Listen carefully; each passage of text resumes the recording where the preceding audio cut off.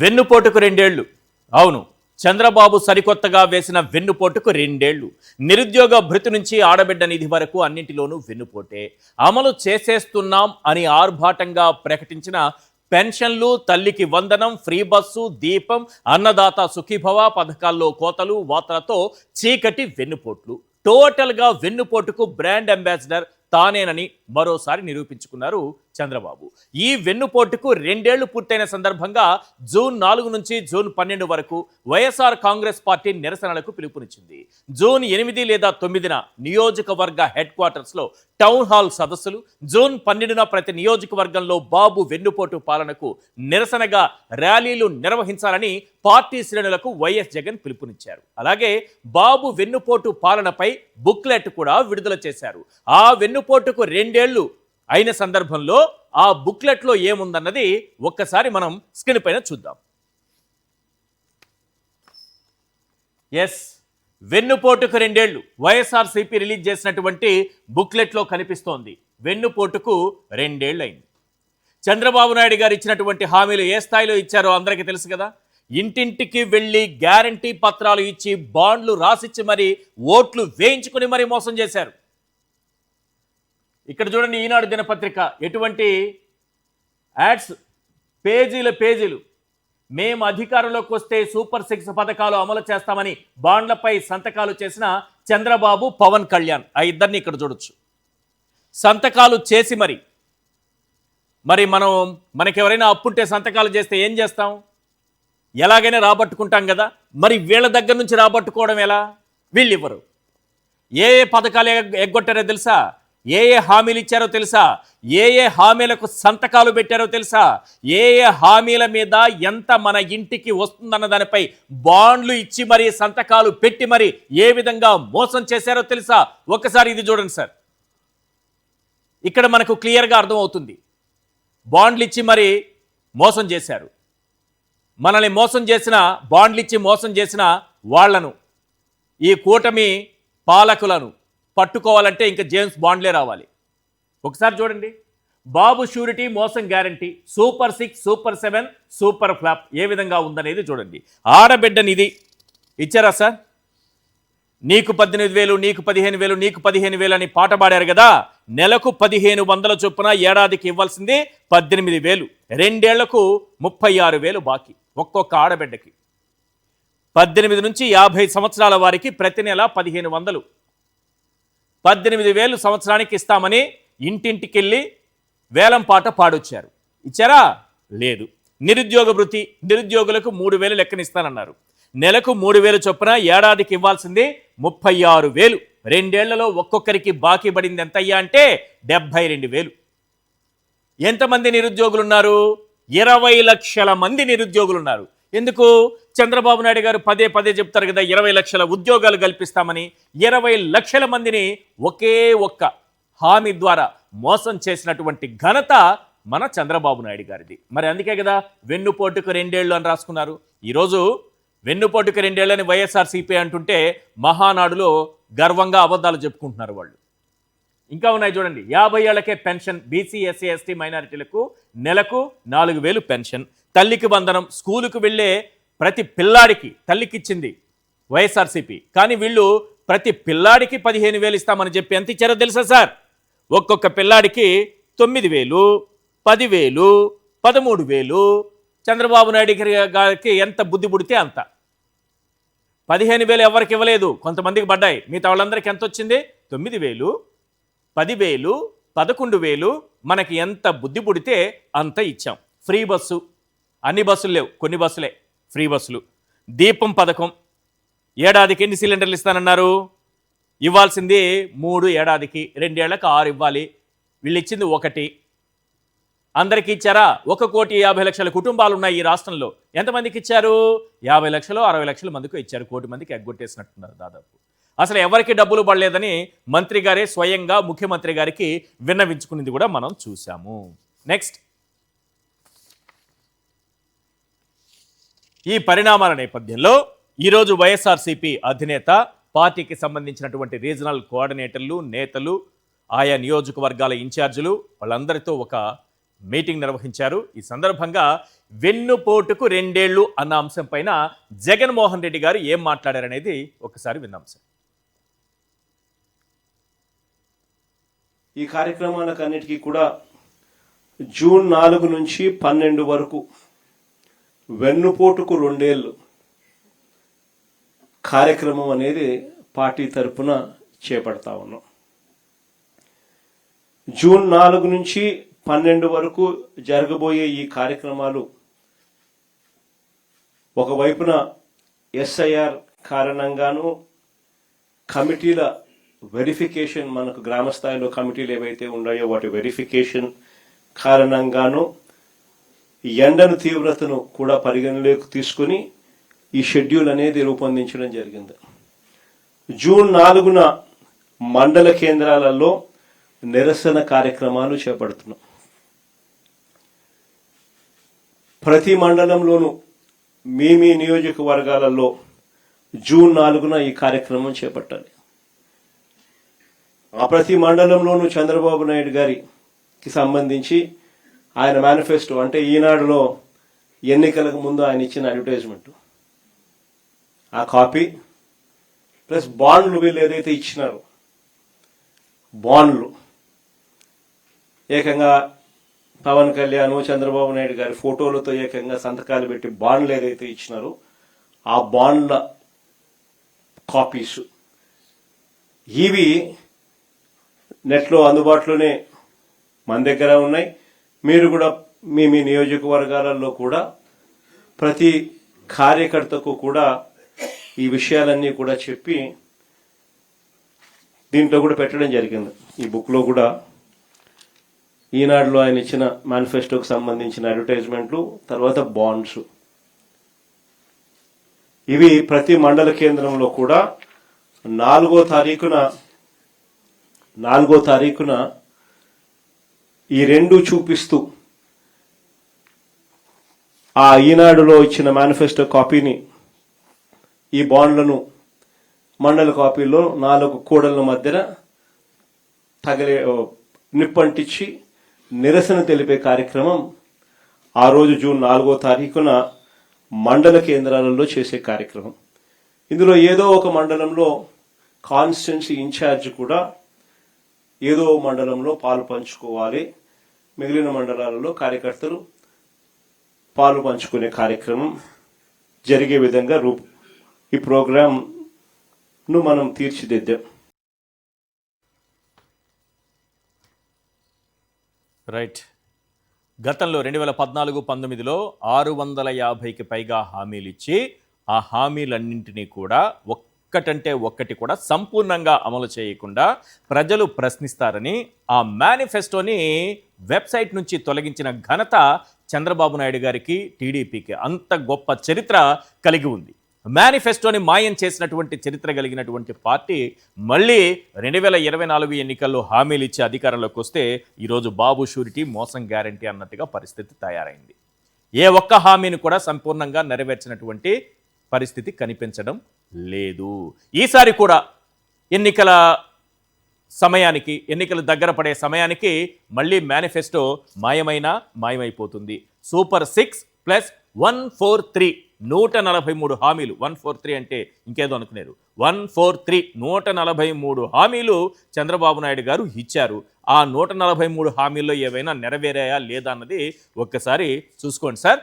జగన్ దృష్టిలో మేనిఫెస్టో అంటే ఒక భగవద్గీత, ఒక బైబిల్, ఒక ఖురాన్. అదే చంద్రబాబు దృష్టిలో మేనిఫెస్టో అంటే ఎన్నికల తరువాత చెత్త బుట్టలో పడేసే ఒక చిత్తు కాగితంగా ఆయన భావిస్తారు. ఎన్నికల ముందు సూపర్ 6, సూపర్ 7 అంటూ హామీలు గుప్పించి ఇప్పుడు ఖజానా ఖాళీ అంటూ చేతులెత్తేశారు. ఆడబిడ్డ నిధి మొదలుకొని నిరుద్యోగ భృతి, బీసీ, ఎస్సీ, ఎస్టీ మైనారిటీలకు 50 ఏళ్లకే పెన్షన్ లాంటి హామీలు ఎగ్గొట్టి నమ్మి ఓట్లేసిన వారికి వెన్నుపోటు పొడిచారు.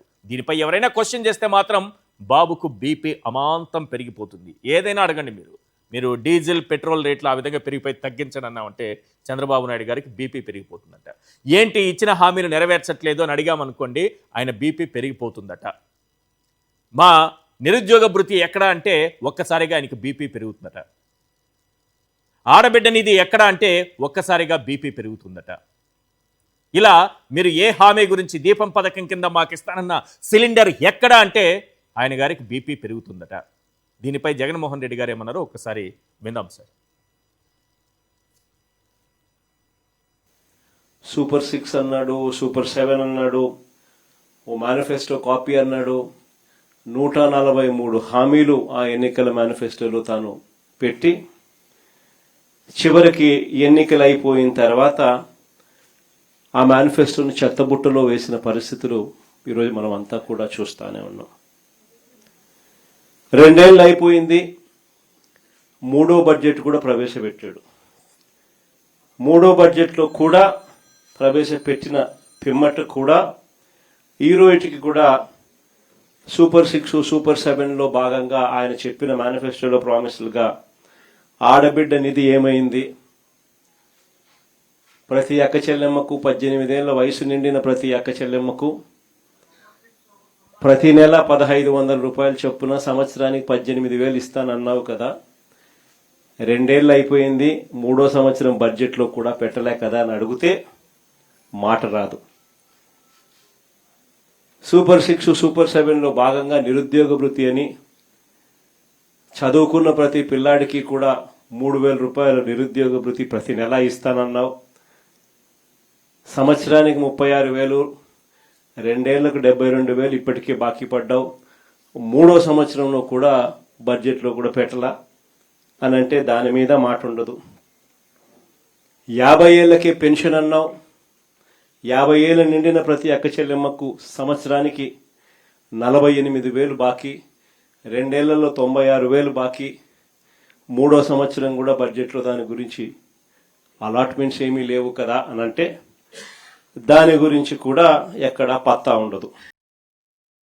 రైట్, ఇదే అంశంపై చర్చలో పాల్గొంటున్నారు పురుషోత్తం రెడ్డి గారు, సీనియర్ అనలిస్ట్, తాటిపర్తి చంద్రశేఖర్ గారు, వైఎస్ఆర్సీపీ ఎమ్మెల్యే. మరి కాసేపట్లో మనతో పాటు జాయిన్ అవుతారు పి చంద్రశేఖర్ రెడ్డి గారు, ఎమ్మెల్సీ, వైఎస్ఆర్సీపీ. ముందుగా పురుషోత్తం రెడ్డి గారితో మాట్లాడదాం. పురుషోత్తం రెడ్డి గారు, ఈరోజు పార్టీ ముఖ్య నేతలతో జగన్మోహన్ రెడ్డి గారి సమావేశం, పలు అంశాల పై ఆయన సవివరంగా వాళ్ళకి వివరిస్తూ ఏ రకంగా ఈ హామీల అమలులో చంద్రబాబు నాయుడు గారి ప్రభుత్వం ఫెయిల్ అయింది, ప్రజలకు ఏ రకంగా వెన్నుపోటు పొడిచారు, దీన్ని ప్రతి ఇంటిలో చర్చ జరిగేలా ప్రతి ఒక్కరూ ప్రతి ఇంటికి తీసుకెళ్లాలి అనేటటువంటి ఒక సంకేతాన్ని ఇచ్చారు. ఓవరాల్గా మీకేమనిపించింది జగన్మోహన్ రెడ్డి గారు తీసుకున్నటువంటి లైన్? ఈశ్వర్ గారు, అందరికి నమస్కారం. ఈరోజు 2 కీలక సమావేశాలు జరిగాయి. అధికార పార్టీ ప్రభుత్వానికి సారథ్యం వహిస్తున్న అధికార తెలుగుదేశం పార్టీ మహానాడు జరిగింది. ప్రధాన ప్రతిపక్షంగా ప్రజల పక్షాన నిలబడాల్సిన వైఎస్ఆర్ కాంగ్రెస్ పార్టీ జగన్మోహన్ రెడ్డి గారి నాయకత్వంలో ఒక కీలక సమావేశం, ఎందుకంటే అన్ని నియోజకవర్గాల ఇన్ఛార్జీలతో జరిగింది కాబట్టి కీలక సమావేశం ఇక్కడ జరిగింది. 2 పార్టీలు ఏం ఆలోచించే, వారిచ్చిన సందేశాలు, వారిచ్చిన తీసుకున్న నిర్ణయాలు ఈ రాష్ట్రానికి ఏ మేరకు లాభం జరుగుతాయి, ప్రజలకు ఎంత ఉపయోగపడతాయి అనేది 2 పార్టీలు 2 కోణాలు చూడాలి. అధికార పార్టీ మహానాడు ద్వారా ఏం చెప్పింది, జగన్మోహన్ రెడ్డి గారు వర్క్ షాప్ ద్వారా ప్రజలకు ఏం సందేశం, ఏం భరోసా ఇచ్చింది, ఏం నాయకత్వం వహించాలనుకున్నది ఇక్కడ కీలకం. జగన్మోహన్ రెడ్డి గారు ప్రస్తావన చేసే ముందు అధికార పార్టీ చేసిన ఒక కీలకమైన వ్యాఖ్యలు కూడా ప్రస్తావించాలని నేను అనుకుంటున్నాను. ఆ పార్టీ రాష్ట్ర అధ్యక్షులు పల్లా రాజేశ్వరరావు గారు ఒక కీలకమైనటువంటి ప్రకటన చేశారు.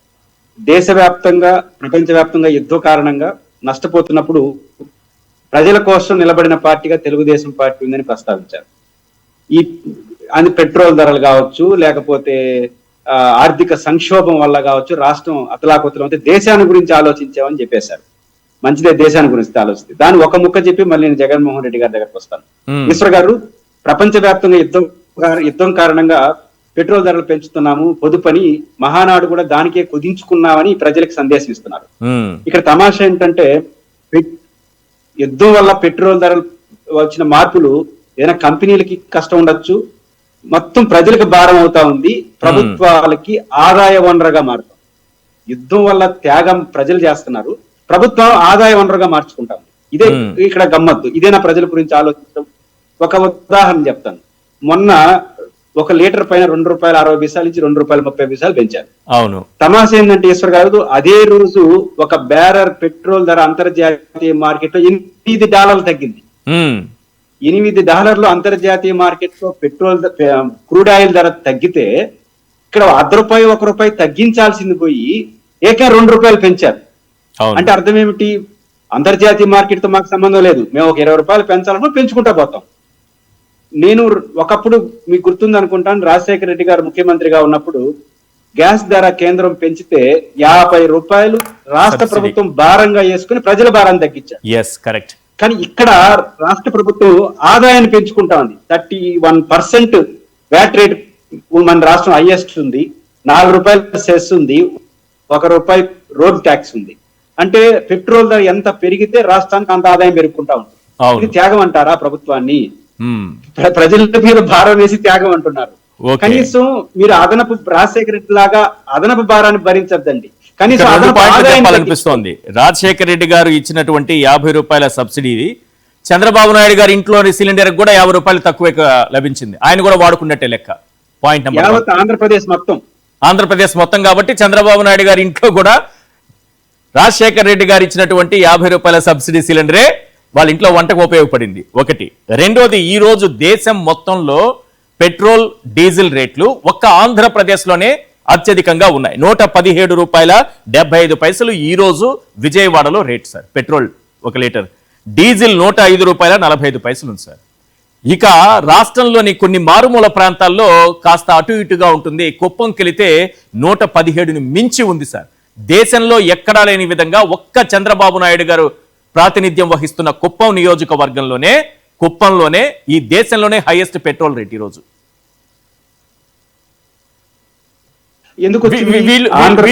వీళ్ళు దేశం గురించి మాట్లాడతారు. కేంద్ర ప్రభుత్వం దాదాపు ₹20 వేస్తుంది. మీకు ఎంత పెట్రోల్ ధర పెరిగినా ₹20 పెరుగుతుంది. కానీ ఆంధ్రప్రదేశ్ ప్రభుత్వం ట్యాక్స్ వ్యాట్ వల్ల 31% ఎంత పెరిగితే అంత పర్సెంటేజ్ పెరుగుకుంటా పోతుంది. కాబట్టి మీరు అదనపు భారాన్ని రాజశేఖర రెడ్డి గారి లాగా భరించమని నేను కోరనే గానీ అదనపు ఆదాయాన్ని తగ్గించుకోండి, త్యాగం చేయాల్సిన అవసరం లేదు. ఇది మొదటి అంశం. ఇది తెలుగుదేశం వాదనగా కనిపిస్తుంది. జగన్మోహన్ రెడ్డి గారు చేసిన ప్రకటన ప్రధానంగా ఈ రాష్ట్రంలో అధికార పార్టీ మేనిఫెస్టో గురించి విమర్శించే నైతిక హక్కు ఎవరికైనా ఉంది అంటే అది ఖచ్చితంగా జగన్మోహన్ రెడ్డి గారికే ఉంది. ఎందుకు? ఎన్నికలకు ముందుగానే వైఎస్ జగన్మోహన్ రెడ్డి గారు, అందరూ ఏం చెప్తారు రాజకీయ పార్టీలు, ఈశ్వర్ గారు ఎలక్షన్ ముందు ఆ పార్టీ ₹100 ఇస్తానంటే నేను 200 ఇస్తానంటారు. కానీ first time in history politics in Andhra Pradesh Jaganmohan Reddy గారు అది కూటమి ప్రభుత్వం ఇచ్చిన హామీలు అమలు చేయడం సాధ్యం కాదు, దాన్ని మీరు నమ్మద్దండి, అంత నేను ఇవ్వలేనని చెప్పి వేరే మేనిఫెస్టో ఇచ్చాడు.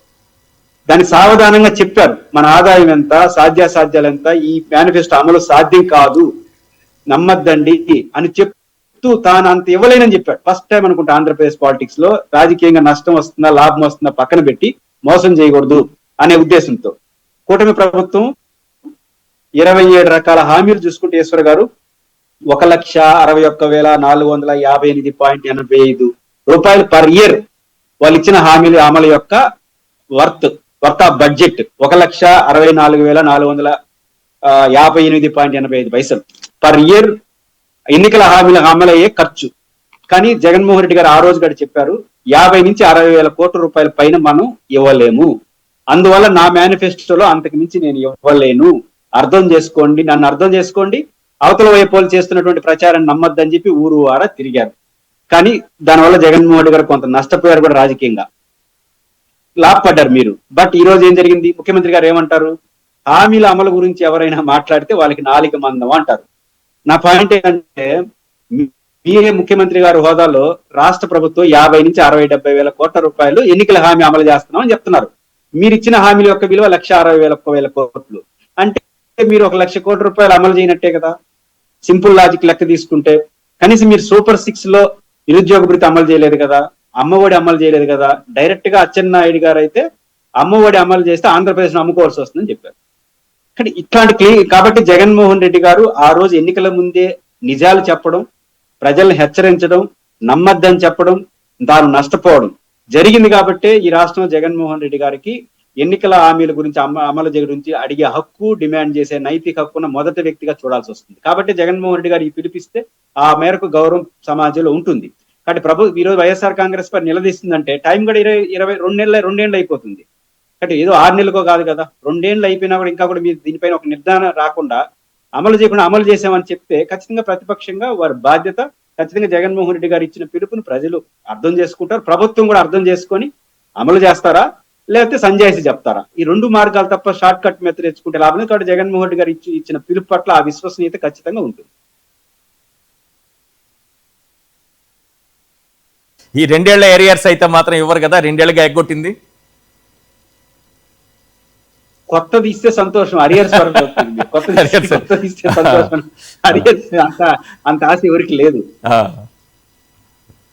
రైట్. ఈ పెట్రోల్ డీజిల్ కి సంబంధించి ఒకసారి జగన్మోహన్ రెడ్డి గారు ఏం మాట్లాడారనేది విందాం సార్. ఈ దేశంలోనే హైయెస్ట్ రేట్ ఉంది కాబట్టి ఆంధ్రప్రదేశ్లో చంద్రబాబు నాయుడు గారిని ఒకవేళ పెట్రోల్ డీజిల్ రేట్లు మనం తగ్గించమని అడిగితే ఆయన ఏమంటారు, ఒకసారి జగన్మోహన్ రెడ్డి గారు ఏమన్నారో ఆ బయట ప్లే చేయండి సార్.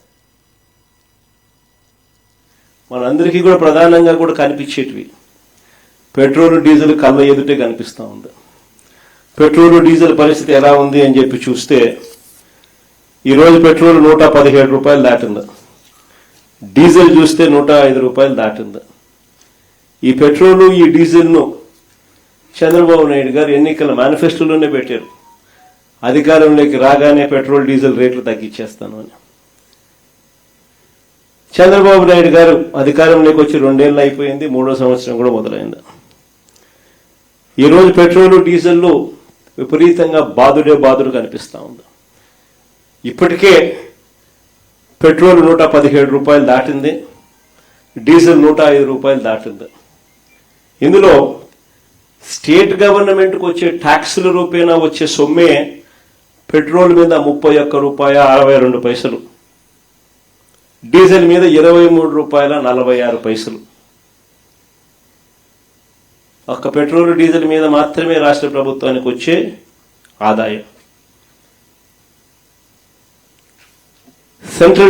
సెంట్రల్ గవర్నమెంట్కి వచ్చే ఆదాయం పెట్రోల్ మీద 11 రూపాయల 90 పైసలు అయితే డీజిల్ మీద 7 రూపాయల 80 పైసలు. మరి ఈరోజు 117 రూపాయలు పెట్రోల్ కనపడుతుంది, 117 రూపాయల 10 రూపాయలు, డీజిల్ 105 రూపాయల 10 రూపాయలు. మరి ఇంత దారుణమైన బాధుడు కనిపిస్తూ ఉన్నప్పుడు నీ పెట్రోల్ మీద నీకు వచ్చే ట్యాక్సులు, డీజిల్ మీద నీకు వచ్చే ట్యాక్సులు నువ్వు ఎందుకు తగ్గించడం లేదయ్యా? ఎన్నికల మేనిఫెస్టోలు నువ్వే కదా ఈ మాటలన్నీ రాశావు కదా అని చెప్పి అడిగితే మాత్రం చంద్రబాబు నాయుడుకు బీపీ పెరుగుతుంది. రైట్. ఎస్ఐఆర్ పైన జగన్మోహన్ రెడ్డి గారు ఏం మాట్లాడారు, పశ్చిమ బెంగాల్ తమిళనాడులో జరిగినటువంటి ఎస్ఐఆర్ ఎటువంటి లెసన్స్ మనకు నేర్పిస్తోంది, దాని నుంచి మనం ఏం నేర్చుకోవాలి, ఏ రకంగా మెలగాలని పార్టీ శ్రేణులకు జగన్మోహన్ రెడ్డి గారు చెప్పారన్న అంశంపైన మాట్లాడదాం. అమరావతిలో అవినీతి గురించి ప్రశ్నిస్తే మీది గొడ్డలి పార్టీ అంటారు, మావిగన్ మోడల్ గురించి ప్రస్తావిస్తే మీది కిల్లర్ పార్టీ అంటారు, విశాఖలో 99 పైసలకు 1000 కోట్ల విలువైన భూములు బినామీలకు దోచిపెడుతున్న విధానంపై నిలదీస్తే మీది గన్ కల్చర్ పార్టీ అంటారు, ఆకాశాన్ని అంటుతున్న పెట్రోల్ డీజిల్ ధరల గురించి మాట్లాడితే మీది ఫ్యాక్షన్ పార్టీ అంటారు. ఇలా ప్రతి దానికి ఓ డైవర్షన్. దీనిపై వైఎస్ జగన్ ఏమన్నారో ఒకసారి స్క్రీన్ పైన చూద్దాం.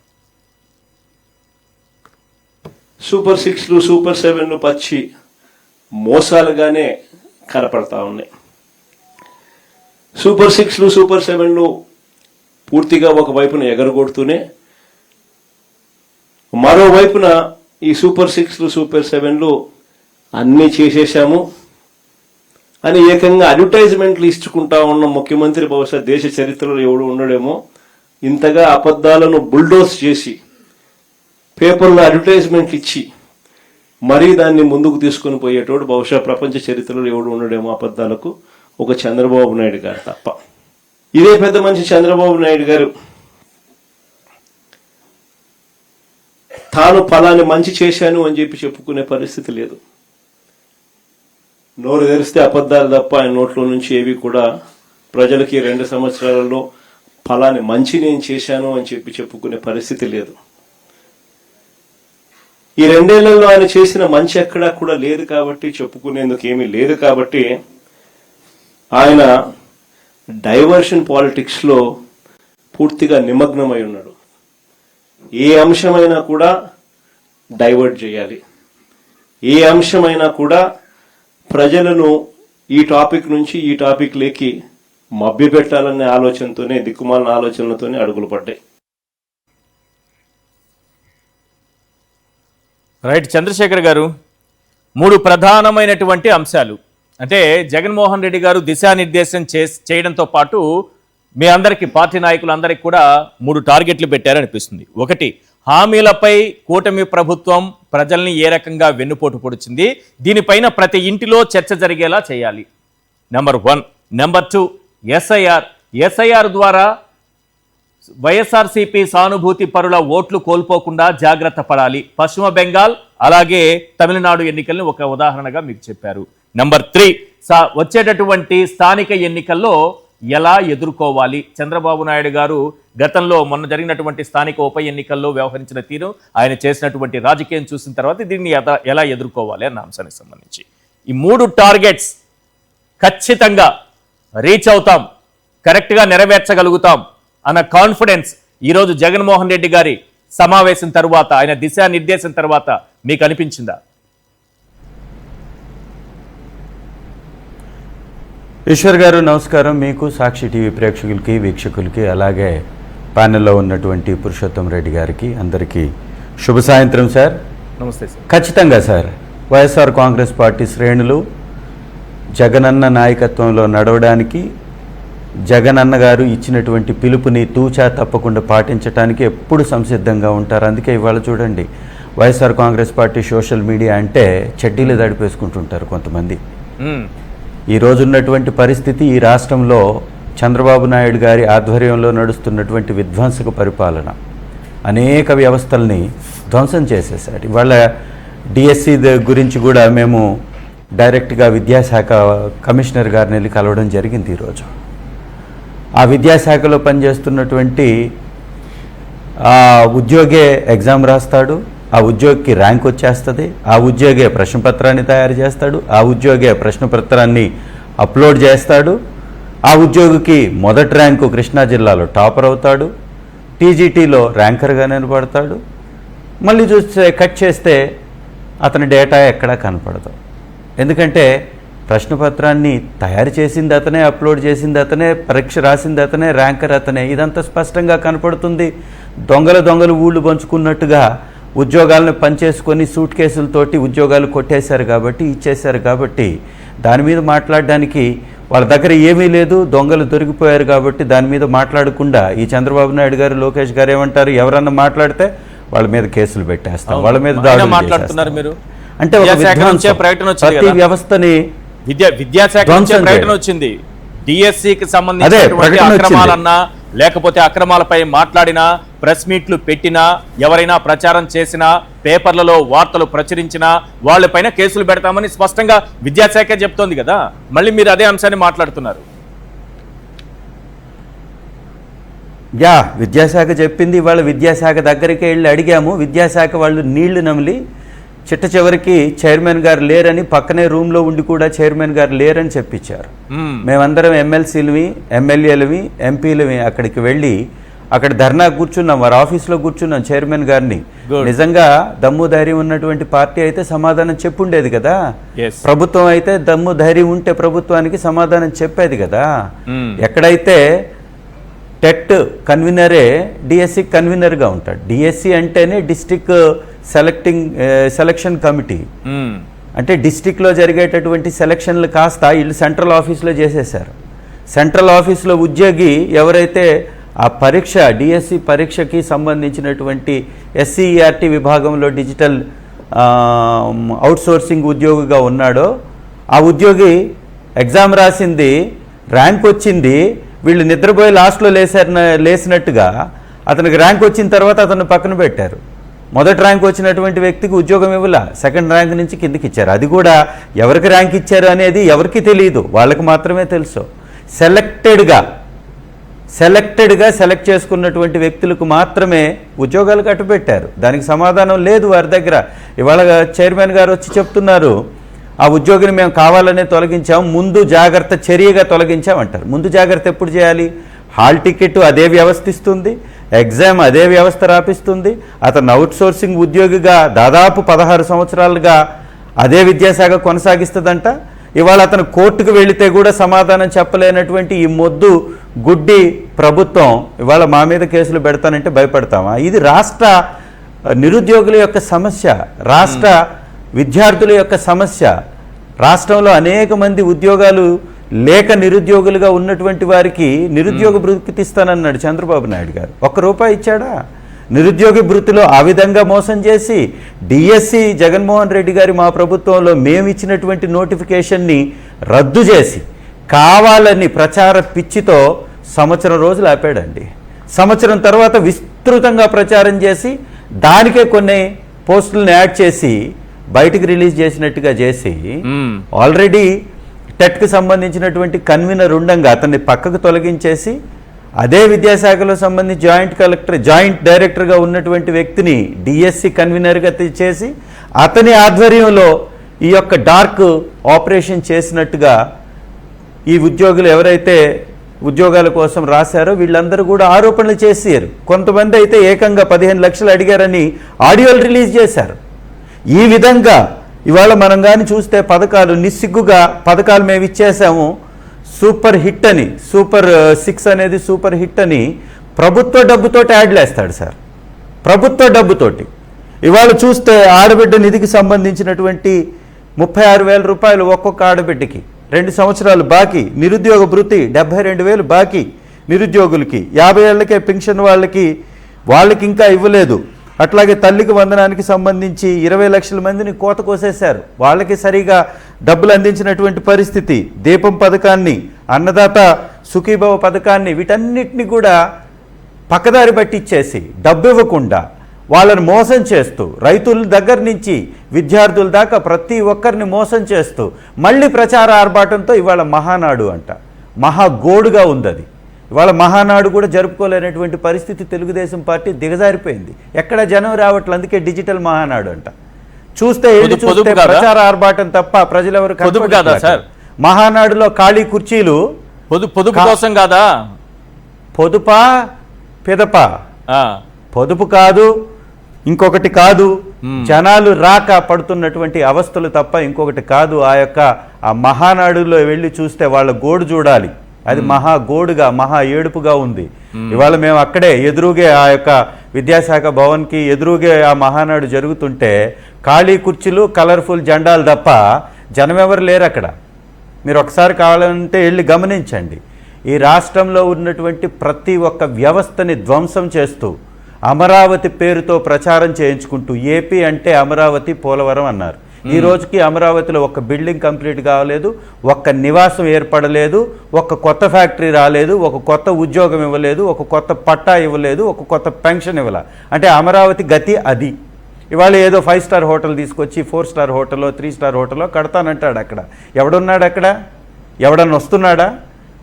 ఒక అమరావతి అనేటటువంటి పేరు పెట్టి ఇది రాజధాని అని చెప్పి 15 సంవత్సరాలు దాటినా ఒక్క కొత్త వ్యవస్థ రాలేదు అంటే అక్కడ ప్రజలే లేరు అనేది వాస్తవం కదా. అలాంటి చోట ప్రచారం పోలవరం మీద చేసినటువంటి రాద్ధాంతం అంతా ఇంత కాదు. ఈ రోజుకి చేసిందేమీ లేదు, ప్రచారం తప్ప. నిమ్మల రామానాయుడు గారు డ్రామాలు ఆడుతూ సైకిల్ మీద అటు ఇటు తిరిగి తన యొక్క పరపతి పెంచుకోవటానికో లేకపోతే తనకున్నటువంటి ప్రచార యావతోనో తెలియదు కానీ ఈ ప్రాజెక్టులను పక్కదారి బట్టి చేసి ఆ విధంగా పోర్టుల నిర్మాణం వైఎస్ఆర్ కాంగ్రెస్ పార్టీ హయాంలో పోర్టులు, హార్బర్లు, ఫిషింగ్ హార్బర్లు ఒక పండగ వాతావరణం ఉండింది.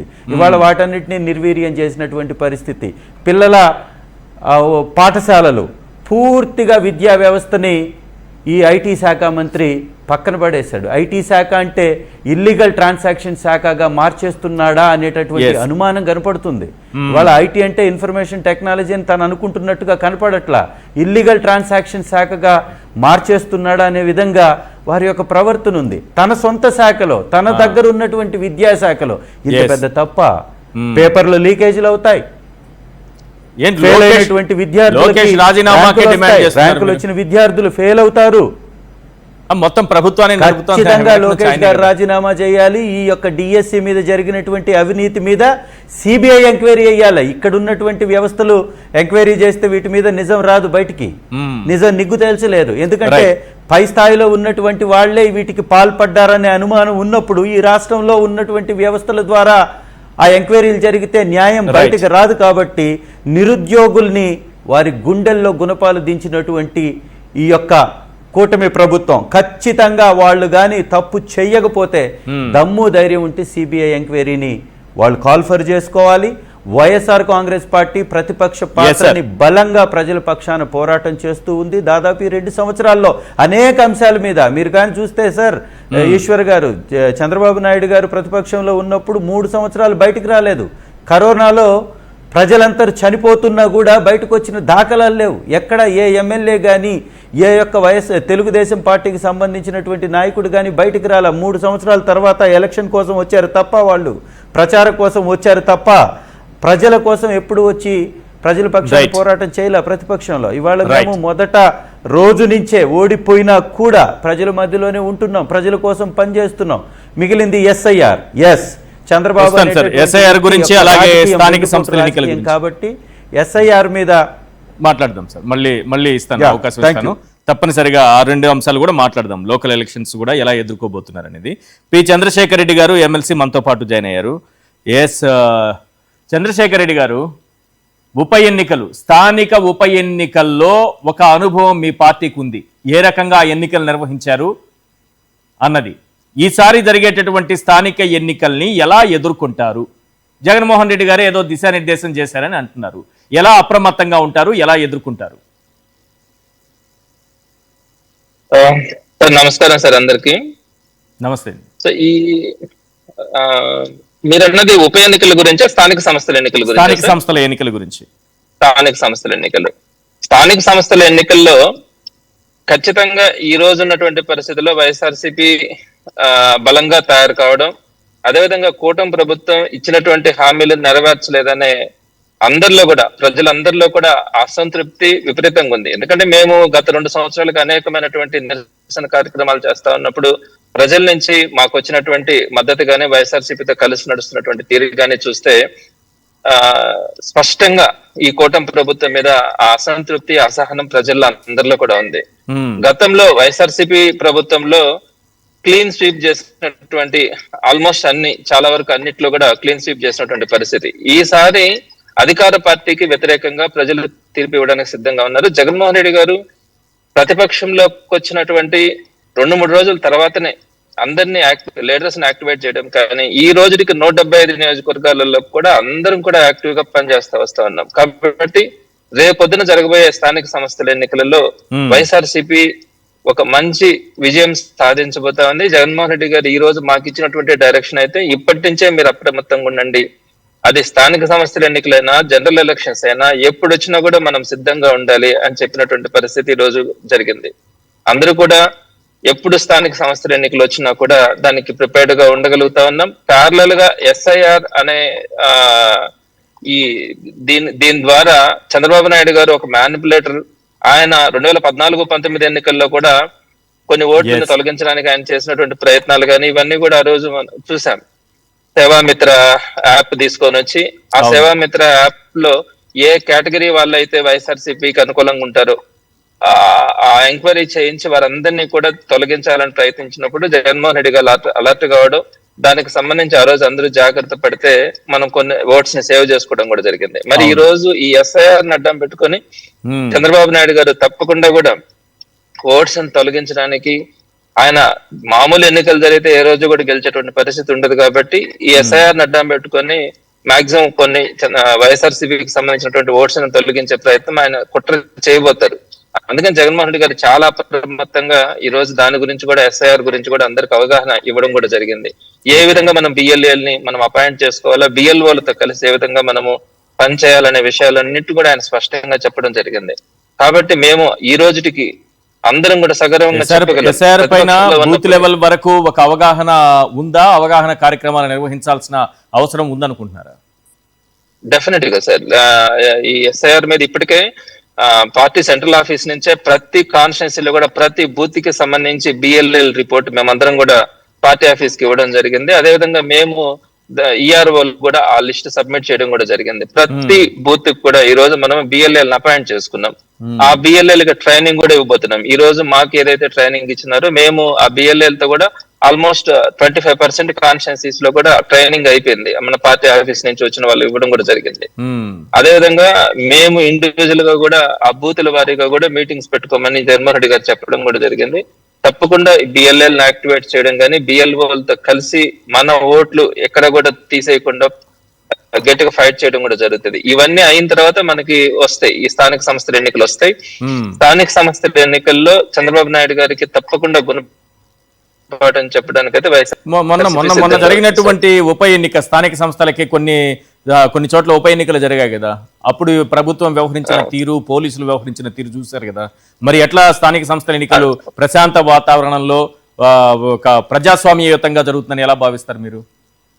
ఇక్కడ మీరు ఒక విషయాన్ని మనం గమనించుకోగలగాల. మొన్న జరిగింది 2 జడ్పీటీసీ ఉప ఎన్నికలు జరిగినాయి. పులివెందుల అదేవిధంగా కడప జిల్లాలోనే ఇంకొక దగ్గర 2 జరిగినాయి. అంటే స్టేట్ అంతా కూడా 2 ఉప ఎన్నికలు జరిగినాయి కాబట్టి వాళ్ళు టోటల్ గా వాళ్ళకు ఉన్నటువంటి అధికారులను కానీ పోలీసులను కానీ తీసుకెళ్లి కంప్లీట్ గా అక్కడ మోహరించడం కానీ అక్కడ కొంత భయభ్రాంతులకు గురి చేయడం, ఇళ్లలో నుంచి కూడా బయటకు రానివ్వకుండా పోలింగ్ ఓటర్స్ ని కూడా వాళ్ళ కన్సర్న్ పోలింగ్ స్టేషన్లు కాకుండా వారందరినీ కూడా దూరంగా ఉండే పోలింగ్ స్టేషన్స్ కి వాళ్ళ ఓట్స్ అంతా కూడా షిఫ్ట్ చేయడం, జంబుల్ చేయడం. కేవలం రెండు జడ్పీటీసీలకు సంబంధించినటువంటి ఎన్నిక కాబట్టి స్టేట్ గవర్నమెంట్ అంతా కూడా కాన్సన్ట్రేట్ చేసింది. మేము అక్కడ కూడా అప్పర్ హ్యాండ్ కడపలో కూడా చేయగలిగినామనే ఆలోచనతో ఆ రోజు చేయగలిగినారు. రేపు పొద్దున స్టేట్ అంతా జరుగుతుంది కాబట్టి ఎలక్షన్స్ వీరు ఇంత విచ్చలవిడితనాన్ని చేయలేరు. అంటే ఒక 2 జడ్పీటీసీల్లో ఎంటైర్ గవర్నమెంట్ కాన్సన్ట్రేషన్ చేసినంతగా రేపు పొద్దున టోటల్ ఎంటైర్ స్టేట్ లో ఎలక్షన్స్ జరిగినప్పుడు వారు ఈ విధంగా చేసేటువంటి పరిస్థితి అయితే ఎటువంటి పరిస్థితిలో ఉండదు. ఖచ్చితంగా స్థానికంగా అక్కడ ఇప్పుడున్నటువంటి పరిస్థితులు అప్పటికిప్పుడు కూడా పరిస్థితులు మారినాయి. ప్రజలు అసంతృప్తి కలిగింది. స్టేట్ అంతా జరిగేటప్పుడు అయితే వాళ్ళు అధికారులందరినీ కూడా మోహరించే పరిస్థితి కూడా ఉండదు కాబట్టి ఎక్కడికక్కడ వైఎస్ఆర్సీపీ అయితే గట్టిగా నిలబడే పరిస్థితి ఉంటది. రైట్. వెస్ట్ బెంగాల్, తమిళనాడులో ఎస్ఐఆర్ సృష్టించిన ప్రకంపనలు ఏంటో చూసాం. ఇప్పుడు తెలుగు రాష్ట్రాలతో సహా 16 రాష్ట్రాల్లో ఎస్ఐఆర్ మొదలు కాబోతోంది. ఏపీలో జూన్ 15 నుంచి జూలై 14 తేదీల మధ్య ఎస్ఐఆర్ ప్రక్రియ జరుగుతుంది. దీంతో వైఎస్ఆర్సీపీ అప్రమత్తమైంది. వెస్ట్ బెంగాల్, తమిళనాడులో ఎన్ని లక్షల ఓట్లు ఎస్ఐఆర్ లో తొలగించారు, ఎన్ని వేల ఓట్ల తేడాతో మమతా, స్టాలిన్ ఓడిపోయారు, ఏపీలో పెరిగిన ఓట్లతో వైఎస్ఆర్సీపీ ఎలా ఓడిపోయింది, బెంగాల్, తమిళనాడులో తగ్గిన ఓట్లతో అధికార పార్టీలు ఎలా ఓడిపోయారన్న అంశాల మీద జగన్మోహన్ రెడ్డి గారు ఏం మాట్లాడారో ఒక్కసారి స్క్రీన్ పైన చూద్దాం. వెస్ట్ బెంగాల్లో 91 లక్షలు అంటే 11.9% ఓట్లు తీసేసినారు. వెస్ట్ బెంగాల్లో 91 లక్షల ఓట్లు తీసేయడం జరిగింది ఎస్ఐఆర్ సర్వే ద్వారా. తమిళనాడులో 74 లక్షల ఓట్లు తీసేయడం జరిగింది ఈ ఎస్ఐఆర్ సర్వేల ద్వారా. మమతా బెనర్జీ పోటీ చేసిన భవానీపూర్ అనే నియోజకవర్గం, ఇది మీ అందరికీ తెలిసి ఉండాలి. మమతా బెనర్జీ పోటీ చేసిన భవానీపూర్ అనే నియోజకవర్గంలో 45,982 ఓట్లు తొలగిస్తే 15,000తో మమతా బెనర్జీ ఓడిపోయింది. ప్రతి ఒక్కరూ జ్ఞాపకం పెట్టుకోమని చెప్తా ఉన్నా ఈ మాట. అదేవిధంగా తమిళనాడులో స్టాలిన్ పోటీ చేసిన కొలతూర్ అనే నియోజకవర్గంలో దాదాపుగా 71,000 ఓట్లను తొలగిస్తే ఆయన ఓడింది 8,000 ఓట్లతో ఆయన ఓడిపోయాడు. ప్రతి ఒక్కరూ కూడా ఈ 2 అంశాలను గుర్తుపెట్టుకోమని అడుగుతా ఉన్నా. అంతేకాదు బెంగాల్లో తీసేసిన ఓట్లు 91 లక్ష ఓట్లు, 91 లక్షల ఓట్లు బెంగాల్లో తీసేస్తే ఆ రాష్ట్రంలో మమతా బెనర్జీ గారి పార్టీ ఓడిపోయింది 31 లక్షల తేడాతో. 91 లక్షల ఓట్లు తీసేస్తే 31 లక్షల ఓట్ల తేడాతో ఆయన ఓడిపోయింది. తమిళనాడులో 74 లక్షల ఓట్లు తీసేస్తే స్టాలిన్ పార్టీ ఓడింది 17 లక్షల తేడాతో. ఇవన్నీ నేను ఎందుకు చెప్తా ఉన్నాను అనంటే ఎంత ఇంపార్టెంటో ఈ విషయము అని చెప్పి మీ అందరికీ కూడా మీ నియోజకవర్గాలలో ఎంతగా దీని గురించి పట్టించుకొని జాగ్రత్తలు తీసుకోవాల్సిన అవసరం ఉంది అని చెప్పడానికి మీ అన్నీ కూడా చెప్తా ఉన్నాం. ఆశ్చర్యం ఎందుకో తెలుసా, జాగ్రత్తలు ఎందుకో తెలుసా, కారణం ఏమిటి అని అంటే మనమేమో ఓట్లు పెరగడం వల్ల ఓడిపోయినాం, అక్కడేమో ఓట్లు తీసేయడం వల్ల వాళ్ళు ఓడిపోయినారు. ఎస్ పురుషోత్తం రెడ్డి గారు, ఎస్ఐఆర్ విషయంలో వైఎస్ఆర్సీపీ ఎలాంటి అప్రమత్తతతో వ్యవహరించాలి? ఈశ్వర గారు, బేసిక్గా ఎస్ఐఆర్ తో పాటు జగన్మోహన్ రెడ్డి గారు ఈరోజు తీసుకున్నటువంటి 3 నిర్ణయాలు. ఒకటి, ప్రజాక్షేత్రంలోకి ఎన్నికల హామీలు తీసుకెళ్లడం. అవును. స్థానిక సంస్థల ఎన్నికల్లో ఇనానమస్ కాకుండా ప్రజల అభిప్రాయం రిఫ్లెక్ట్ అయ్యేట్టుగా పార్టీ నాయకులు చూడాలని చెప్పడం. అవును. మూడోది ఎస్ఐఆర్. ఈ మూడిటికి లింక్ అయి ఉంది. ఇప్పుడు వైఎస్ జగన్మోహన్ రెడ్డి గారు ఒక నిర్మాణాత్మకమైన ప్రతిపక్ష పాత్ర పోషించడానికి సిద్ధపడ్డారు. ఆందోళనలు, ధర్నాలు కాకుండా ప్రతి ఇంటికి వెళ్ళి చంద్రబాబు గారు చెప్పిన హామీలు ఇవి, మీరు నష్టపోయింది ఇది అని చెప్తున్నారు. ఈరోజు ప్రభుత్వం దాన్ని ఛాలెంజ్ గా తీసుకోవాలి. ఏమని ఛాలెంజ్ తీసుకోవాలి? జగన్ గారు అధికారంలో లేకుండా ఇంటింటికి పోతున్నారు కదా, మీరు ఆ రోజు జగన్మోహన్ రెడ్డి గారు లాగా మేము చేసాం ఇదని చెప్పి ఇంటింటికి పోయి వైసీపీ చెప్తుంది తప్పని చెప్పాలి. మహానాడులో ఆ నిర్ణయం తీసుకోవాలి. జగన్ గారు ఏదైతే ఇంటింటికి వెళ్ళి రేపు చెప్పమంటున్నాడో అవన్నీ అబద్ధాలు, ఇచ్చింది మేము ఇది అని చెప్పి మీరు చెప్పి ఛాలెంజ్ గా తీసుకుంటేనే ఒక రాజకీయ ఛాలెంజ్ గా ఉంటుంది. ఇది అధికార పార్టీ ఆలోచించుకోవాలి. ఎన్నికల్లో ప్రతి చోట ఇనానమస్ కాకూడదు ఎందుకన్నారు అంటే, ప్రతి చోట ఈ ప్రభుత్వం వ్యవహరిస్తున్న తీరు రిఫ్లెక్ట్ కావాలంటే ఎన్నికలు జరగాలి. ఎన్నికలు జరిగితే ఏమవుతుంది, ప్రజలు ప్రతి ఒక్క ఓటుని వినియోగించుకుంటారు. అందువల్ల ఇనానమస్ అయితే నియోజకవర్గ ఇన్ఛార్జి బాధ్యులు అవుతారని ఎందుకు కఠినంగా చెప్పుకుంటారంటే, ప్రతి చోట ఎన్నికలు జరిగితే ప్రభుత్వానికి తాను చెప్పదలుచుకున్న నిరసనను తెలియజేయడానికి ప్రజలకు వచ్చిన అవకాశంగా ఉంటుందని వైటి. ఎస్ఆర్ కి సంబంధించి చాలా కీలకమైన 2 అంశాలు ప్రస్తావించారు. బెంగాల్ అండ్ తమిళనాడు సంబంధించి. ఏపీ కూడా అందుకు మినహాయింపు ఏం కాదు. ఆంధ్రప్రదేశ్లో 3200 పోలింగ్ బూతుల్లో సాయంత్రం 5 గంటల నుంచి ఉదయం 2:40 మధ్య, అంటే పోలింగ్ ముగిసిన 5 గంటల నుంచి ఎర్లీ మార్నింగ్ 2:40 వరకు ఆంధ్రప్రదేశ్లో 3200 పోలింగ్ బూతుల్లో 175 నియోజకవర్గాల పరిధిలో పోలైన ఓట్లు 52 లక్షల ఓట్లు. 52 లక్షల ఓట్లు. వైఎస్ఆర్ కాంగ్రెస్ పార్టీ ఓడిపోయిన ఓట్లు 52 లక్షలు. వైఎస్ఆర్ కాంగ్రెస్ పార్టీ ఓడిపోయింది 52 లక్షలు. సాయంత్రం పోలింగ్ ముగిసిన తర్వాత 5 గంటల నుంచి ఎర్లీ మార్నింగ్ 2:40 వరకు పోలైన ఓట్లు 52 లక్షలు.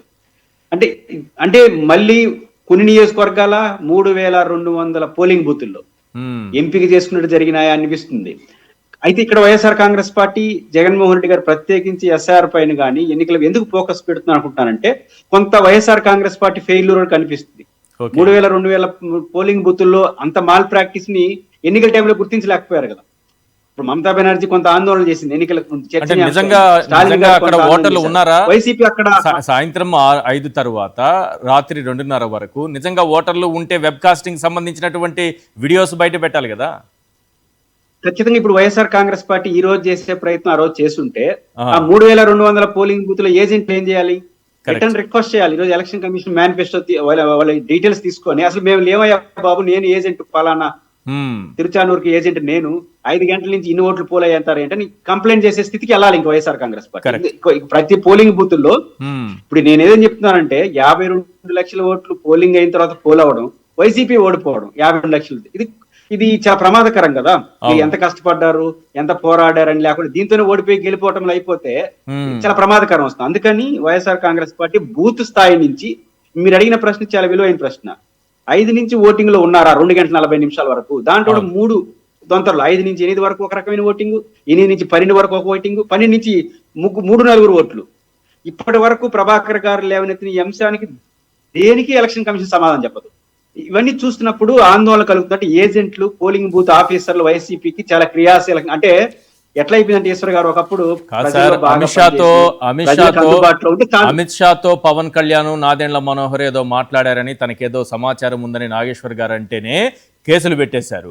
మరి అర్ధరాత్రి 52 లక్షల ఓట్లు ఎలా పోలయ్యాయని పరకాల ప్రభాకర్ గారు దేశమంతా తిరిగి ఇక్కడ జరిగినటువంటి అన్యాయాన్ని, అప్రజాస్వామిక విధానాన్ని దేశమంతా చెప్తున్నారు. ఆయన ఏ మాత్రం ఎవ్వరు నోరు మెదపరు, ఎవ్వరు నోరు తెరవరు. దానిపైన సైలెంట్ గా తేలుగుట్టిన దొంగల్లా ఉంటారు. ఈశ్వర్ గారు అక్కడ ప్రభాకర్ గారి పైన ఎందుకు జోలికి వెళ్ళరంటే, ఆయన సొంత కవిత్వం ఏం చెప్పాలి. ఆయన ఎలక్షన్ కమిషన్ అనౌన్స్మెంట్లు ఒక రూపం తీసుకొచ్చాడు.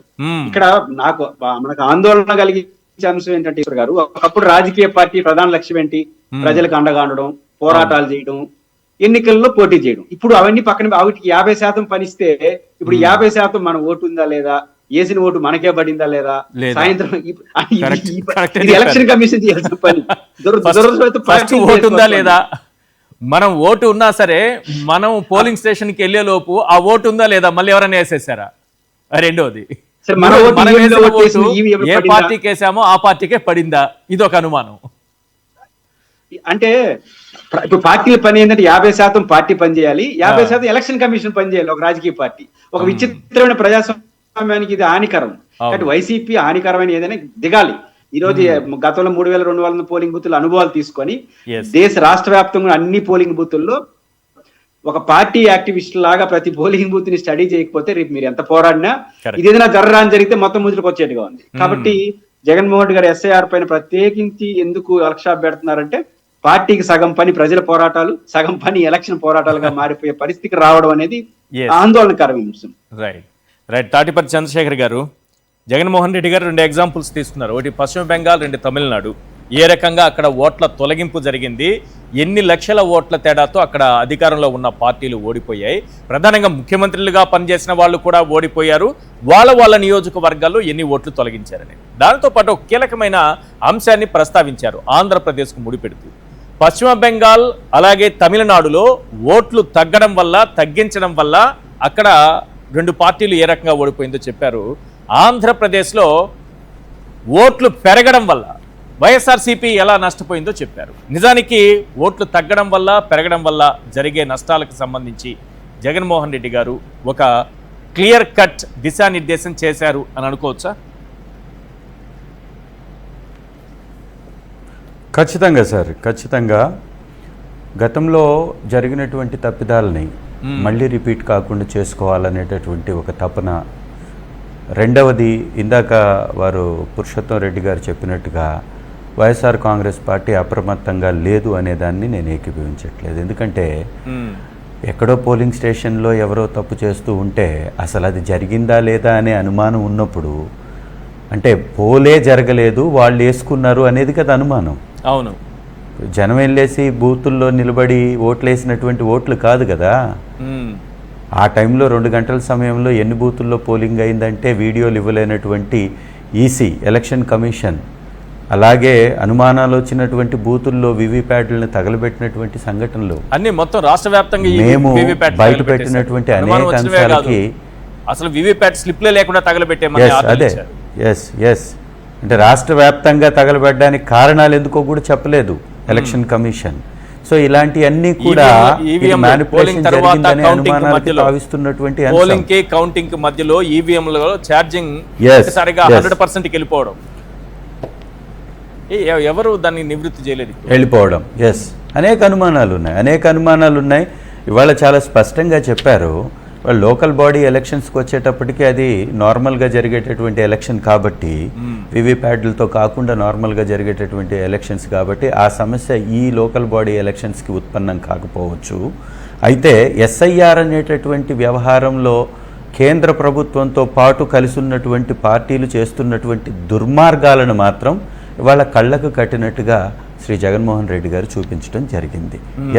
ప్రతి ఒక్క బూత్ లెవెల్ ఏజెంట్ ఎవరైతే వైఎస్ఆర్ కాంగ్రెస్ పార్టీ తరఫు నుంచి మేము ఏర్పాటు చేసుకున్నామో వాళ్ళు ఈ యొక్క అవగాహన కలిగించటం కోసం, వాళ్ళకి అవగాహన రావటం కోసం మేము మీటింగ్స్ కూడా కండక్ట్ చేస్తున్నాం.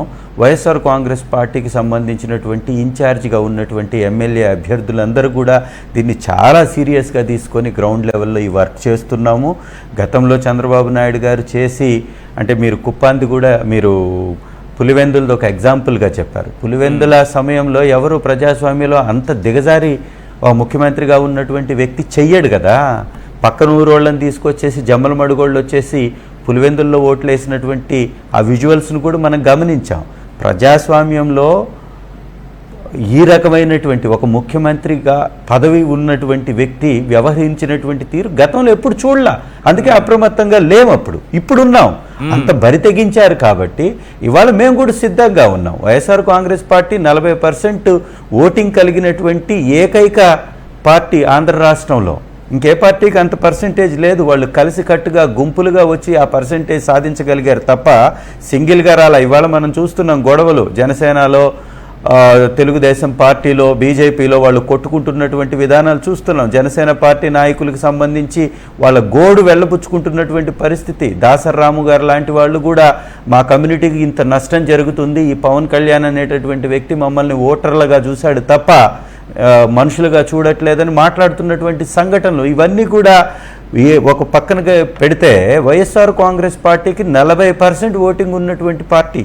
మా క్యాడర్ సంసిద్ధంగా ఉంది. గతంలో మేము ఎలక్షన్ చేసినప్పుడు 40% ఓటింగ్ వచ్చినప్పుడు మా నాయకులు చేసినటువంటి ఎలక్షన్ అది. ఇవాళ ఇంకా బలంగా ఇంకా దెబ్బతిన్నటువంటి వ్యక్తులం మేము. మాకు గ్రామాల్లో ఉన్నటువంటి సమస్యలు ఏంటో తెలుసు, గ్రామంలో ఏ విధంగా మేము మోసపోయామో తెలుసు, ఓటర్లని ఏ విధంగా మభ్యపెట్టారో తెలుసు. ఈరోజు లోకల్ బాడీ ఎలక్షన్స్లో వాళ్ళ అధికారాన్ని అడ్డం పెట్టుకొని చెయ్యాలని ఆలోచిస్తారని మేము తెలుసుకున్నాం కాబట్టే అప్రమత్తంగా ఉన్నాం. మీటింగుల మీద మీటింగులు కండక్ట్ చేసుకుంటున్నాం. రేపు ఖచ్చితంగా తెలుగుదేశం పార్టీ, జనసేన పార్టీ అలాగే బీజేపీ కూటమికి సరైనటువంటి బుద్ధి చెప్తాం, ఎదుర్కొంటాం. వీళ్ళు ఖచ్చితంగా కూటమి కూలడం ఖాయం. లోకల్ బాడీ ఎలక్షన్స్లో ప్రజాస్వామ్యబద్ధంగా జరిపితే కూటమి పెకలించి వేయబడుతుంది కూకటి వేళ్లతోటి. ఇది గతంలో అక్షర సత్యం. అలాగే ఈ రోజు జరిగినటువంటి ఒక పాయింట్ మీకు గతంలోనే అనుభవం ఉంది. 2014-19 ఎలక్షన్ వచ్చేటప్పటికి సేవామిత్ర అనే యాప్ పెట్టుకుని ఎస్ఐఆర్ తో ఏదైతే కొన్ని చోట్ల కొంతమంది ఇబ్బంది పడుతున్నారో, జగన్మోహన్ రెడ్డి గారికి ఆ సానుభూతి పరులైన వాళ్ళు వైఎస్ఆర్సీపీకి సానుభూతి పరుల ఓట్లు తొలగించే కుట్ర హైదరాబాద్ కేంద్రంగా ఏ రకంగా చేశారు. ఇక్కడ ఒక ఐటీ ప్రొఫెషనల్ని పెట్టుకొని వాళ్ళు ఆడిన ఆటలు ఒక యాప్ని తయారు చేసుకొని వాళ్ళు చేసినవన్నీ కుట్రలన్నీ బయటపడ్డాయి. ఆ తర్వాత ఆ వ్యక్తిని తీసుకొచ్చి ఇక్కడ ఆంధ్రప్రదేశ్లో కరకట్ట దగ్గర, అమరావతి దగ్గర అతన్ని దాచిపెట్టి వీళ్ళు చేసినవన్నీ చూశారు. ఈ ఎక్స్పీరియన్స్ ఉంది. పైగా ఇప్పుడు ఎస్ఐఆర్ పేరుతో కొన్ని రాష్ట్రాల్లో అన్యాయం జరిగిందని చాలా మంది బాధపడుతున్నారు. ఎలా ఎదుర్కొంటారు అన్నది. Yes sir, correct. అదే ఇది మీది మనకు వచ్చేటప్పటికి ఆల్రెడీ కొన్ని సమస్యల్ని మనం గుర్తించాం కాబట్టి మన రాష్ట్రం ఈ సమయంలో జరగడం అనేది ముందు జరిగినటువంటి రాష్ట్రాల్లో, ఎస్ఐఆర్ జరిగినటువంటి రాష్ట్రాల్లో ఉన్నటువంటి ఉదాంతాలకు మనకు ఎగ్జాంపుల్గా ఉన్నాయి కాబట్టి మోర్ యాక్టివ్గా పనిచేయడానికి సిద్ధపడుతున్నాం. ఈరోజు ఎస్ఐఆర్ మీద అవగాహన కల్పించడానికి శ్రీ జగన్మోహన్ రెడ్డి గారు చేసినటువంటి దిశానిర్దేశం, దాన్ని తూచా తప్పకుండా గ్రౌండ్ లెవెల్లోకి కూడా తీసుకెళ్తాం. అయినప్పటికీ కూడా బిఎల్ఓలందరినీ వాళ్ళ కంట్రోల్లో పెట్టుకుంటారు కాబట్టి బిఎల్ఏలు చాలా జాగ్రత్తగా వ్యవహరించాల్సినటువంటి అవసరం ఉంది. బిఎల్ఏల మీద ఇన్ఛార్జీలు వేసుకోబోతున్నాం. ప్రతి మండలంలో, ప్రతి గ్రామంలో బిఎల్ఏలకి అనుసంధానంగా ఇంకా మా నాయకులు ఎవరైతే సీనియర్ నాయకులు ఉంటున్నారో వాళ్ళని కూడా ముందు పెట్టుకోబోతున్నాం. అలాగే ఈ లిస్ట్ ఏదైతే కొత్తగా వచ్చినటువంటి ఓటర్ లిస్ట్ ఉందో దాన్ని వెరిఫై చేసుకోవడం, చనిపోయినటువంటి వాళ్ళని, ఎక్స్ట్రా ఉన్నటువంటి వాళ్ళని, కుప్పంలో ఏ విధంగా అయితే దొంగ ఓట్లు కలిగి ఒకే భర్త పేరుతోటి, ఒకే తండ్రి పేరుతోటి ఏ విధంగా అయితే డూప్లికేట్ హౌస్ నంబర్లను వేసి డిస్ప్లే చేసి చూపించారు. అనేక సంవత్సరాల నుంచి దొంగోట్లు ఉన్నట్టుగా గుర్తించడం కూడా జరిగింది. సో ఇవన్నీ కానీ కరెక్ట్గా చేసుకుంటే ఖచ్చితంగా వైఎస్ఆర్సీపీ 100% మెరిట్ సాధిస్తుంది. ఖచ్చితంగా ఈ యొక్క ఎలక్షన్స్లో పైచేయిని సాధిస్తుంది. దీనిలో ఎలాంటి సందేహం లేదు. ఎందుకంటే ఈరోజు ప్రజల్లోకి వెళితే చంద్రబాబు నాయుడు గారిని చీకొట్టనటువంటి ప్రజలే లేరు. ఎందుకంటే చిన్నపిల్లల దగ్గర నుంచి ముసలి వయసు వాళ్ళ వరకు అందరినీ మోసం చేశాడు. చిన్నపిల్లలకి విద్యాలయాలను దూరం చేస్తున్నాడు, ముసలి వాళ్ళకి పెన్షన్లు దూరం చేస్తున్నారు. భర్త చనిపోయినటువంటి వీడియోలకి ఈ రోజు వరకు ఒక పెన్షన్ ఇవ్వాల, ఒక కొత్త రేషన్ కార్డు ఇవ్వాల, ఒక ఇంటి పట్టా ఇవ్వాల, ఒక ఇంటి నిర్మాణం జరగల, ఒక కొత్త ఉద్యోగం ఇవ్వాల, ఒక నిరుద్యోగ భృతి ఇవ్వాల, ఆడబిడ్డ నిధి ఇవ్వాల. ఉన్నటువంటి పెన్షన్స్ తొలగించేస్తున్నారు. కొత్తగా పెన్షన్స్ 2 సంవత్సరాలు సింగిల్ పెన్షన్ కొత్తగా నమోదవునటువంటి ప్రభుత్వం ఈ భారతదేశంలోనే లేదు.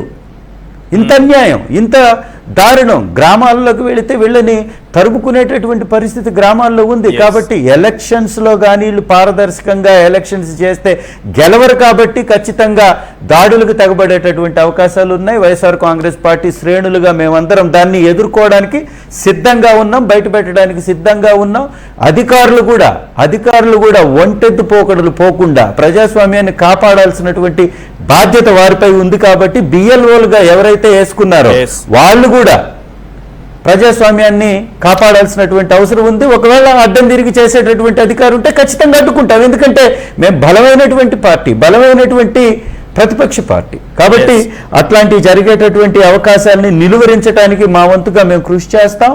ఖచ్చితంగా వైఎస్ఆర్సీపీ జెండా రాబోయే ఎలక్షన్స్ లో ఎగరబోతుంది. స్థానిక సంస్థలు కావచ్చు, జనరల్ ఎలక్షన్స్ కావచ్చు, సిద్ధంగా ఉన్నాం. దెబ్బతిన్నటువంటి వాళ్ళం కాబట్టి కసితో పోరాడతాం, కసితో పనిచేస్తాం. మీ వేదికగా కూడా వైఎస్ఆర్ కాంగ్రెస్ పార్టీ శ్రేణులకు కూడా పిలిపిస్తున్నాం. ప్రతి ఒక్కరూ అప్రమత్తంగా ఉండాల్సినటువంటి అవసరం ఉంది. ఎందుకంటే మేకవన్ని పులులు వీళ్ళు. చంద్రబాబు నాయుడు గారు తను వేసేటటువంటి వేషాలు, తను మార్చేటటువంటి ఆ యొక్క విధానాలు, ఊసరవల్లులు కూడా ఊరేసుకునేటటువంటి పర్ఫార్మెన్స్లు, ఇవ్వనటువంటి పథకాలు ఇచ్చామని ఊదరగొడుతున్నటువంటి ఈ ప్రచార డాబు, ఇవన్నీ కూడా నిజంగా కూడా ఆందోళనకరమైనటువంటి అంశాలే. రైతులను మోసం చేస్తూ రైతులకు ఏదో ఇచ్చామని చెప్తాడు, ప్రజల్ని మోసం చేస్తూ, నిరుద్యోగులను మోసం చేస్తూ, నిరుద్యోగ భృతి ఇవ్వకుండా సూపర్ 6 ఇచ్చేసానని చెప్తాడు. సో వీటన్నిటి మీద కూడా విస్తృతమైన ప్రచారం చేయడానికే ఈ 2 ఏళ్లలో జరిగినటువంటి మోసాలు, చేసినటువంటి మోసాలు, కూటమి పార్టీ ద్వారా ప్రజలు నష్టపోయినటువంటి విషయాలను కూడా వారికి చేరవేసేటటువంటి కార్యక్రమాన్ని కూడా చేపట్టాం. కాబట్టి 2 అంశాలు, ఇటు బిఎల్ఏలతోటి ఈ ఎస్ఐఆర్ని దాటేటటువంటి కార్యక్రమం కావచ్చు, అదేవిధంగా చంద్రబాబు నాయుడు గారి ఫెయిల్యూర్స్ని ప్రజల్లోకి తీసుకెళ్లడం కావచ్చు, ఇవి రెండింటిని కలిపి సక్సెస్ఫుల్గా మేము ప్రజల్లోకి తీసుకెళ్లి ఈ జనరల్ ఎలక్షన్స్ లో, రాబోయే ఈ లోకల్ బాడీ ఎలక్షన్స్ లో విజయాన్ని ఖచ్చితంగా సాధిస్తాం. రైట్. వెన్నుపోట్లకే కాదు, దొంగ ఓట్లకు కూడా మన చంద్రబాబే బ్రాండ్ అంబాసిడర్. చంద్రబాబు సొంత నియోజకవర్గంలో టీడీపీ బోగస్ ఓట్లు ఎన్నో తెలుసా? 20,000కు పైమాటే. ఇది ఆయన గారి బోగస్ ఓట్ల భాగోతం. ఇక రాష్ట్ర వ్యాప్తంగా ఎన్ని బోగస్ ఓట్లు ఉన్నాయన్నది లెక్కే లేదు. అందుకే వైఎస్ఆర్సీపీ శ్రేణులు అప్రమత్తంగా ఉండాలని వైఎస్ జగన్ సూచించారు. ఆయన ఏమన్నారో ఒకసారి విందాం. కుప్పంలో టీడీపీ బోగస్ ఓట్లు ఎన్నో తెలుసా? 20,000 పైచిలుకు. ఒకే పేరు 5 సార్లు 10 సార్లు కనిపిస్తుంది. లిస్టులో ఆ పేరు కనిపించిన ప్రతిసారి కూడా తండ్రి పేరు చూసినా లేక భర్త పేరు చూసినా సేమ్ ఉంటాయి. ఇది కుప్పంలో మనకు కనిపిస్తా ఉన్నా, మన కళ్ళ ఎదుటే కనిపిస్తా ఉన్నా హిస్టరీ అండ్ మిస్టరీ 2 కూడా ఇక్కడే కనిపిస్తాయి. కాబట్టి వీటికి సంబంధించి ఇన్ని జాగ్రత్తలు తీసుకోవాలని ఎందుకు చెప్తా ఉన్నానంటే, ప్రతి ఊర్లో నుంచి మన ఓటర్లు అనుకునే వాళ్ళను కేవలం ఒక 50 మందిని తీసేస్తే చాలు, నియోజకవర్గం మొత్తం మీద 5,000 ఓట్లు మన ఓట్లు డ్రాప్ అయిపోతాయి. కాబట్టి ప్రతి ఊర్లో కూడా ఆ పరిస్థితి రాకుండా జాగ్రత్తలు తీసుకోవాల్సిన అవసరం ఎంత ఉంది అని చెప్పడానికి మీ అందరికీ కూడా ఈ కొన్ని ఎగ్జాంపుల్స్ చెప్పడం జరిగింది. రైట్. స్థానిక సంస్థల ఎన్నికల గురించి కూడా జగన్మోహన్ రెడ్డి గారు ఒక దిశానిర్దేశం చేశారు. వారేమన్నారో ఫైనల్గా అది కూడా విందాం ఒకసారి. స్థానిక సంస్థల ఎన్నికలు మాత్రం ఖచ్చితంగా మనం ప్రెస్టీజ్గా తీసుకునే జరిపించాల్సిందే.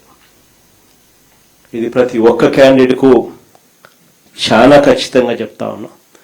చంద్రబాబు నాయుడు అనే వ్యక్తి ఎన్ని కుట్రలు పన్నినా, ప్రజాస్వామ్యాన్ని కూనీ చేస్తూ ఎన్ని ఇబ్బందులు పెట్టినా, స్థానిక సంస్థల ఎన్నికల్లో ప్రతి కార్యకర్తకు మనం తోడుగా ఉండాలి అని మాత్రం ఖచ్చితంగా చెప్తా ఉన్నా. నేను మాత్రం ఎందుకు అనంటే, ఈ స్థానిక సంస్థల్లో పోటీ అనేది క్యాండిడేట్ నిలబడిన తర్వాత అది విజయమైనా పరాజయమైనా కూడా ఆ ప్రతి క్యాండిడేట్కు అనిపించాలి, ఎమ్మెల్యే క్యాండిడేట్ నాకు తోడుగా ఉన్నాడు అని. ఆ పరాజయమైనా కూడా ఆ ప్రతి ఎమ్మెల్యే క్యాండిడేట్ నాకు అండగా నిలబడ్డాడు. చంద్రబాబు నాయుడు అధికార దుర్వినియోగం ఎంత చేసినా కూడా, నన్ను ఓడించడానికి ఎంత చేసినా కూడా నా ఎమ్మెల్యే క్యాండిడేట్ నన్ను విడవలేదు, నాకు అండగా తోడుగా నిలబడ్డాడు అన్నది ప్రతి కార్యకర్తకు అనిపించాలి. ఆ విధంగా మీరు కార్యకర్తల మనసులు గెలుచుకునే కార్యక్రమం ఈ ఎన్నికల ద్వారా జరగాలి. ఎప్పుడైనా గుర్తుపెట్టుకోండి, కార్యకర్తకు సంబంధించిన ఎన్నికల్లో మీరు కార్యకర్తకు తోడుగా ఉంటే రేపొద్దున మీ ఎన్నికల్లో అదే కార్యకర్తలు మీకు తోడుగా ఉంటారు అన్నది మాత్రం ఎవరు మర్చిపోవద్దండి. ఎస్ సార్, చంద్రశేఖర్ రెడ్డి గారు ఫైనల్గా 2 అంశాలకు సంబంధించి జగన్మోహన్ రెడ్డి గారి బైట్స్ ప్లే చేయడం జరిగింది. ఒకటి, కుప్పంలో దొంగ ఓట్లకు సంబంధించి ఏ రకంగా ఒక్కొక్కరికి 5 ఓట్లు ఒకే పేరుతో ఒకే అడ్రస్తో ఈ రకంగా ఉండడం. రెండోది, లోకల్ బాడీ ఎలక్షన్స్కు సంబంధించి మీ విశ్లేషణ ఫైనల్గా ఏం చెప్తారు జగన్మోహన్ రెడ్డి గారి దిశానిర్దేశం పైన?